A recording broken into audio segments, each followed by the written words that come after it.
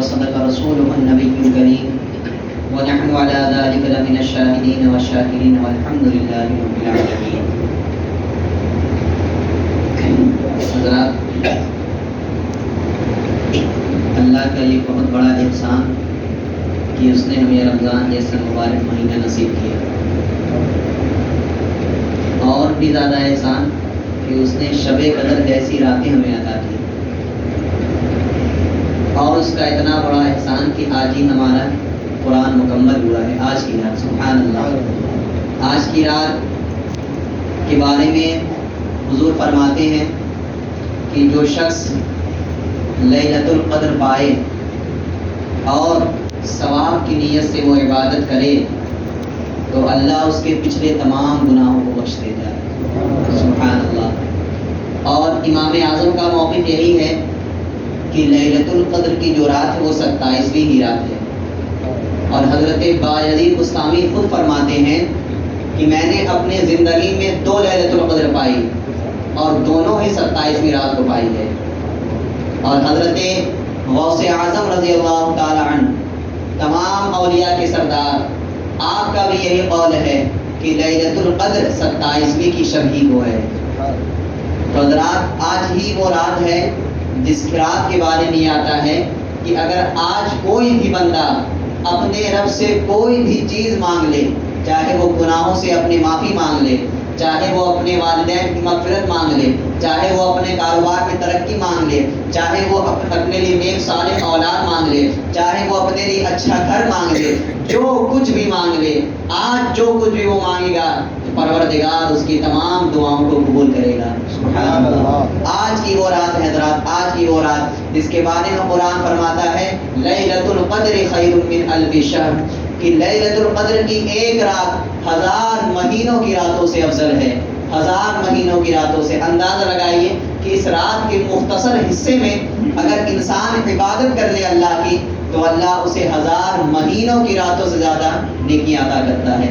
آپ اندازہ لگائیے. اور ہمارے حاجی صاحب، والد صاحب نے جو بات کہی ہے کہ اعتکاف میں بیٹھنے کی فضیلت، اس سے پہلے بھی میں نے آپ کو بتایا تھا لیکن پھر میں آج دہرا دے رہا ہوں. اعتکاف یہ بہت بڑی نعمت ہے اللہ کی. نبی کریم صلی اللہ تعالی علیہ وسلم ہر سال اعتکاف میں بیٹھتے تھے. ایک دن حضور سفر کی وجہ سے اعتکاف میں نہیں بیٹھ پائے تو آنے والے رمضان میں 20 دن حضور نے اعتکاف کیا ہے. 20 دن اعتکاف کیا ہے کہ 10 دن جو چھوٹ گیا اس کا اور 10 دن اس سال کا. سبحان اللہ. میرے آقا ارشاد فرماتے ہیں کہ جو شخص رمضان کے آخری عشرے میں اعتکاف کرتا ہے، اگر وہ ثواب کی نیت سے اور اللہ کی عبادت کے لیے بیٹھتا ہے تو اللہ اسے 2 حج اور 2 عمرے کا ثواب عطا کرتا ہے. سبحان اللہ. 2 حج اور 2 عمرے کا ثواب عطا کرتا ہے.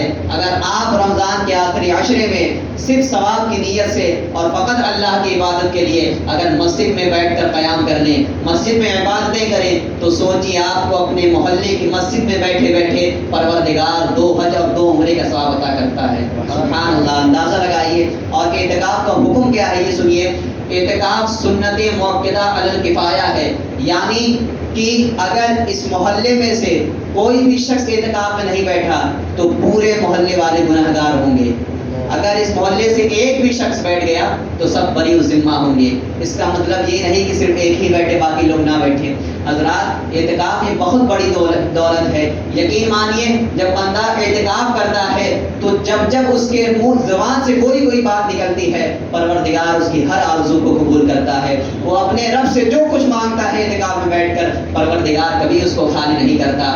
جو کچھ بھی مانگ لے گا پروردگار اس کی دعائیں قبول کرتا ہے. یقین مانیے. آپ اندازہ لگائیے کہ جب بندہ اعتکاف میں بیٹھتا ہے صبح و شام صرف اللہ کی عبادت کے لیے کرتا ہے، صبح و شام صرف اللہ اللہ کہتا ہے، تو یقین مانیے پروردگار تو یہی چاہتا ہے کہ میرا بندہ مجھ سے مانگے، میرا بندہ میرا نام کہے، میرا بندہ مجھے پکارے. یقین مانیے اگر آپ اس پر عمل کریں گے تو اللہ آپ کی سنے گا.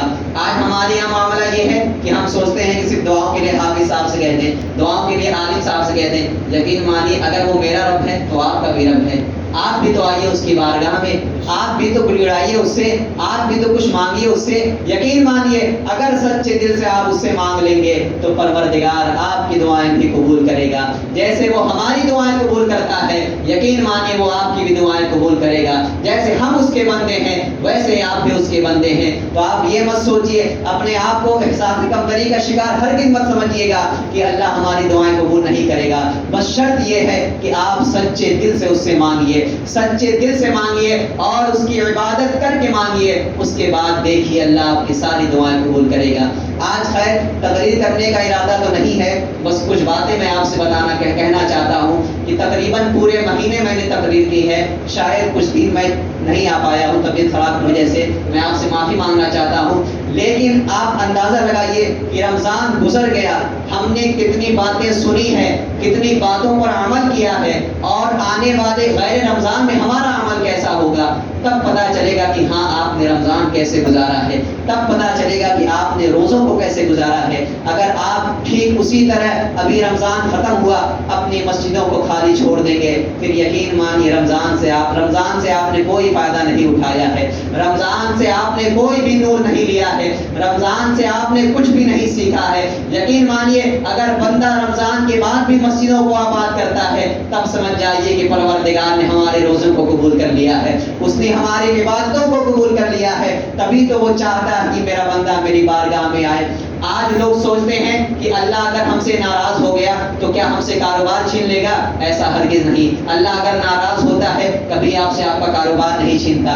اللہ اگر ناراض ہوگا کبھی آپ سے آپ کا گھر بار نہیں چھینے گا. اللہ آپ سے ناراض ہوگا کبھی آپ سے آپ کے پیسے نہیں چھینے گا, آپ کی عزت نہیں چھینے گا. جب میرا پروردگار ناراض ہوتا ہے تو آپ سے سجدوں کی توفیق چھین لیتا ہے. مسلمانوں, سجدوں کی توفیق وہ چھین لیتا ہے. وہ نہیں چاہتا کہ یہ میرا نافرمان بندہ میری بارگاہ میں آئے مجھے سجدہ کرے. تو یقین مانو اگر اپنے رب کو منانا ہے تو آؤ اس کی بارگاہ میں توبہ کرو, استغفار پڑھو, انشاءاللہ اللہ توبہ قبول فرمانے والا ہے, وہ آپ کی توبہ کو قبول کرے گا.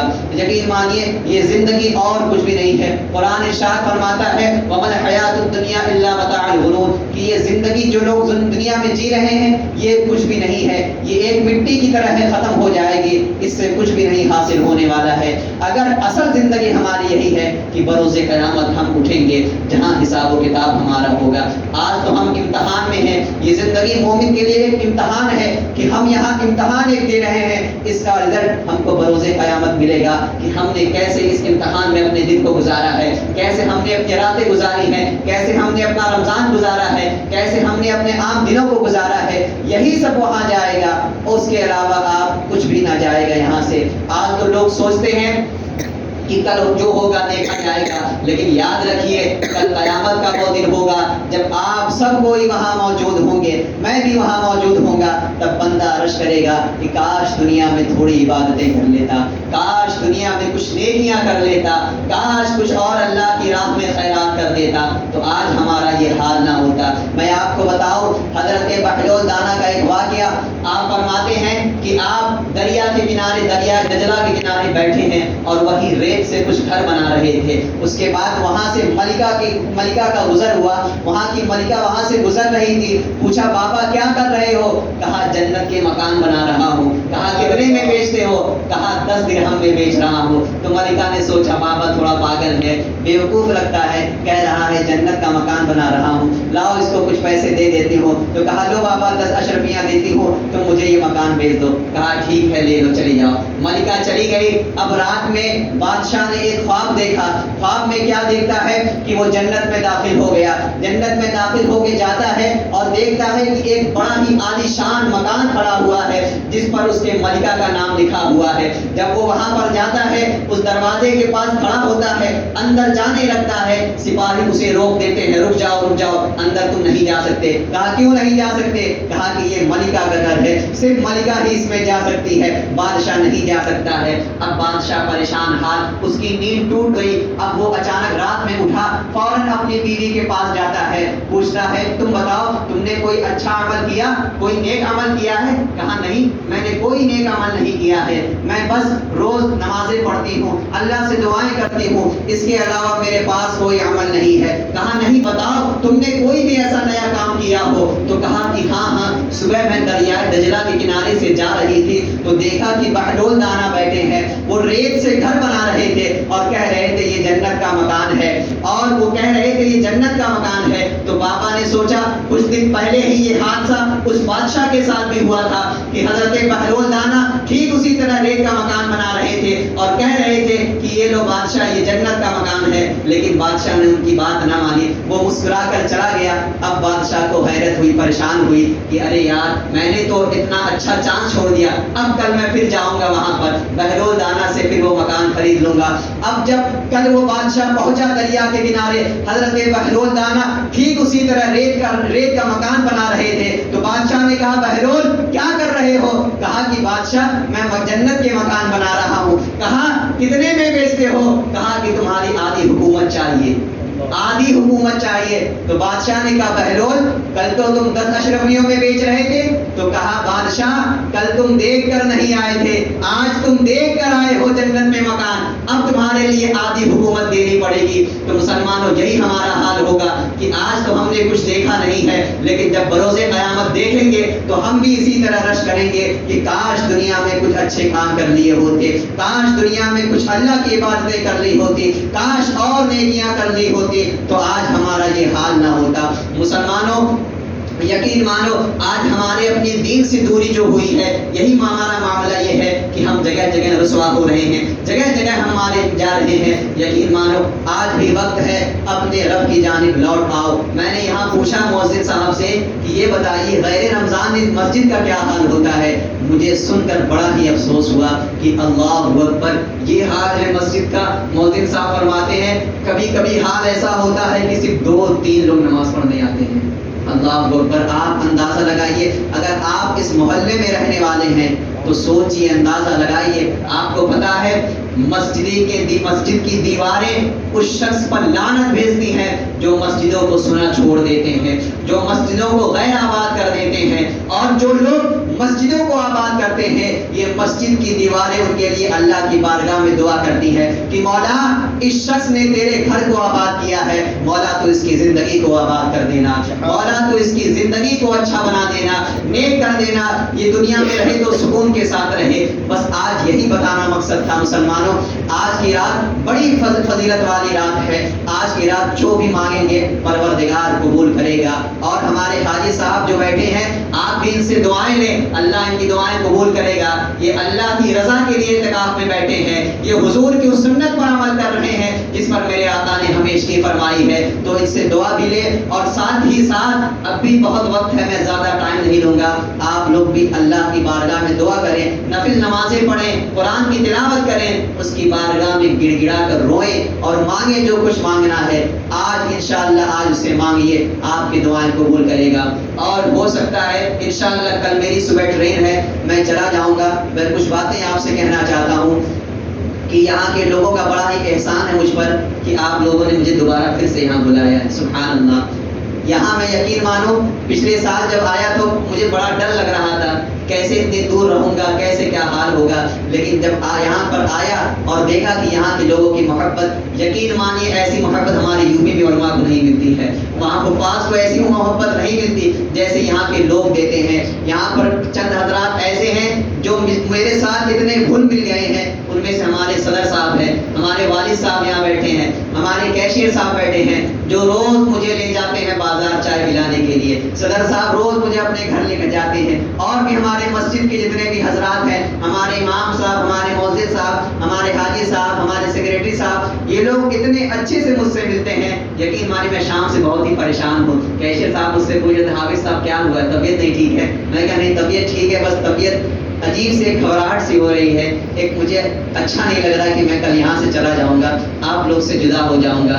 مسلمانوں تعلق اسی کا نام ہے کہ ایک غیر انسان جو نہ آپ کی زبان جانتا ہے، نہ آپ کے طور طریقے جانتا ہے، وہاں کا کھانا پینا الگ ہے، وہاں کا سب کچھ الگ ہے، لیکن ایسا تعلق قائم ہوتا ہے۔ یقین مانیں مجھے یہاں کی بولی سمجھ میں نہیں آتی، لیکن پھر بھی سمجھ جاتا ہوں لوگ کیا کہنا چاہتے ہیں، پھر بھی اندازہ ہو جاتا ہے لوگوں کی محبت کیسی نظر آ رہی ہے۔ تو مسلمانوں آپ بڑے ہی خوش نصیب ہیں کہ اللہ نے آپ کو ایسا اخلاق عطا کیا ہے، آپ کو اتنا اخلاق عطا کیا ہے کہ آپ علماء کی عزت کرتے ہیں، آپ حفاظ کرام کی عزت کرتے ہیں، آپ اپنے امام اپنے مؤذن کی عزت کرتے ہیں، یقین مانیے یہ دولت سب کو نہیں ملتی ہے۔ جو شخص دوسروں کو عزت دینا جانتا ہے اللہ اس کو عزت ضرور دے گا۔ تو مسلمانوں میں آپ سے بہت شکریہ ادا کرنا چاہتا ہوں کہ آپ نے مجھے دوبارہ یہاں بلایا۔ انشاءاللہ زندگی رہی پھر آپ سے ملاقات ہوگی، لیکن میں جاتے جاتے ایک بات ضرور کہوں گا، آپ نے مجھ سے پورے مہینے تقریر سنی ہے، لیکن اس تقریر پر عمل ضرور کریے گا مسلمانوں،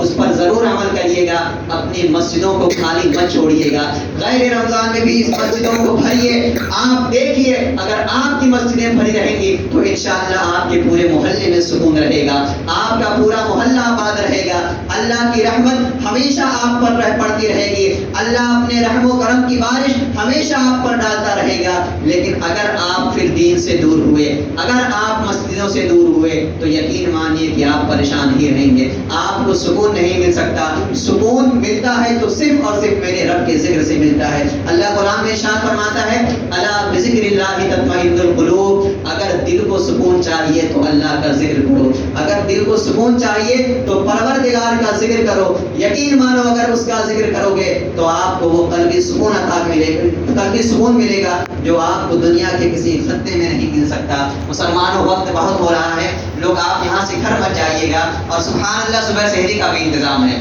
سبحان اللہ سحری کا بھی انتظام ہے، آرام سے بیٹھیے یہاں پر، اللہ کی بارگاہ میں دعا کریے، گڑ گڑائیے، اس سے اپنے گناہوں کی معافی مانگیے، انشاءاللہ وہ آپ کی توبہ قبول کرے گا۔ اور ساتھ ہی ساتھ میرے حق میں دعا کریے کہ اللہ مجھ سے اپنے دین کا کام لے لے۔ مسلمانوں اللہ مجھ سے اپنے دین کا کام لے لے، اور میرے حق میں دعا کریے کہ میں جس مقصد کے لیے نکلا ہوں اللہ مجھے اس مقصد میں کامیابی عطا فرمائے۔ انشاءاللہ میں بھی آپ کے لیے دعا کروں گا کہ پروردگار ہمیشہ آپ پر اپنا فضل و کرم فرمائے، آپ جب تک دنیا میں رہے اللہ کے حفظ و امان میں رہے، اللہ ہمیشہ اس محلے والوں پر اپنا خاص کرم فرمائے، اپنے رحمت کے چادر میں ہمیشہ آپ کو ڈھانپے رہے۔ مسلمانوں اللہ کا شکریہ ادا کریے کہ اس نے آپ کو زندگی دی ہے، اس نے آپ کو جینے کا شعور دیا ہے، آج وہ رات ہے، شکریہ ادا کریے، اس سے توبہ کریے، انشاءاللہ وہ توبہ قبول فرمانے والا ہے۔ اور یہ ساتھ ہی ساتھ عہد کریے کہ انشاءاللہ ہم غیر رمضان میں بھی اپنی مسجدوں کو آباد کریں گے، ہم غیر رمضان میں بھی اللہ کی راہ میں خیرات کریں گے، ہم غیر رمضان میں بھی لوگوں کی مدد کریں گے انشاءاللہ۔ جب آپ کا یہ عمل ایسا ہو جائے گا تو اللہ قرآن میں ارشاد فرماتا ہے کہ جب بندہ نیک عمل کرے گا تو پروردگار اسے اچھی زندگی عطا کرے گا، وہ اس کو دارین کا ثواب عطا کرے گا، آپ دنیا میں بھی کامیاب ہوگے اور آخرت میں بھی کامیاب ہوگے۔ وآخر دعوانا الحمدللہ رب العالمین۔ آپ لوگ دعا کرتے ہیں اللہم صلی علی سیدنا شفیعنا حبیبنا مولانا محمد وبارک وسلم، صلوا علیہ صلاۃ و سلام علیک یا رسول اللہ صلی اللہ تعالی علیہ وسلم۔ مولا کریم آپ کا فضل بندہ نوازا، مولا ہم نے جو کچھ بھی کہا ہے مولا اس پر مجھے خود عمل کرنے کی توفیق عطا فرما، اور یہاں پر جتنے لوگ بیٹھے ہیں مولا انہیں عمل کرنے کی توفیق عطا فرما۔ پروردگار عالم اس مبارک رات کے صدقے بدفعل ہمارے تمام گناہوں کو بخش دے مولا، پروردگار عالم اس رات کے صدقے بدفعل ہمیں نیک عمل کرنے کی توفیق عطا فرما۔ مولا ہم جس طرح رمضان میں تیرے گھر کو آباد کرتے ہیں مولا ہمیں غیر رمضان میں بھی تیرے گھروں کو آباد کرنے کی توفیق عطا فرما، مولا ہمیں ہماری مسجدوں کو آباد کرنے کی توفیق عطا فرما۔ پروردگار عالم اس ماہ مبارک اس مبارک رات کے صدقے و طفیل یہاں جتنے لوگ حاضر ہیں مولا یہ یقیناً کوئی نیک جائز تمنا لے کر یہاں بیٹھے ہیں مولا، مولا اس مبارک رات کے صدقے و طفیل ان تمام لوگوں کی دعاؤں کو قبول فرما مولا۔ پروردگار عالم یہ آج تجھ سے جو کچھ بھی مانگے مولا تو ان کی دعاؤں کو قبول فرما مولا۔ پروردگار عالم تو انہیں نیک اور اچھی زندگی عطا فرما مولا، جو لوگ پریشان حال ہیں ان کی پریشانیوں کو دور عطا فرما۔ پروردگار عالم جن کی بیٹیوں کا رشتہ نہیں ہو رہا ہے مولا ان کے رشتے کی انتظام فرما مولا، ان کے رشتے کا ان کے لیے انتظام فرما۔ پروردگار عالم جو اپنے بچوں سے پریشان ہے مولا تو ان کے بچوں کو نیک اور صالح اور عطا فرما۔ پروردگار عالم ان کو تو فرما بردار بنا، پروردگار عالم تو خاص فضل فرما، خاص رحم فرما مولا۔ مولا اس رات کے صدقے بدفعل ہمارے گناہوں کو بخش دے مولا، ہمارے والدین جن کے والدین مولا اس دنیا سے جا چکے ہیں مولا ان کی مغفرت فرما، جن کے والدین اس دنیا میں موجود ہیں مولا تو ان کی عمر میں بے پناہ برکت عطا فرما مولا، تو انہیں صحت و تندرستی عطا فرما مولا۔ ہم جب تک دنیا میں رہیں ایمان کی حالت میں رہیں اور جب اس دنیا سے جائیں مولا تو ایمان کی حالت میں جائیں۔ فقد قال اللہ تعالی فی شان حبیبہ الکریم ان اللہ و ملائکتہ یصلون علی النبی یا ایھا الذین آمنوا وسلموا تسليما. اللهم صل على سيدنا شفيعنا نبينا مولانا محمد بارك وسلم. والسلام عليك يا رسول الله صلى الله تعالى عليه وسلم. سبحان ربك رب العزة عما يصفون وسلام على المرسلين والحمد لله رب العالمين. لا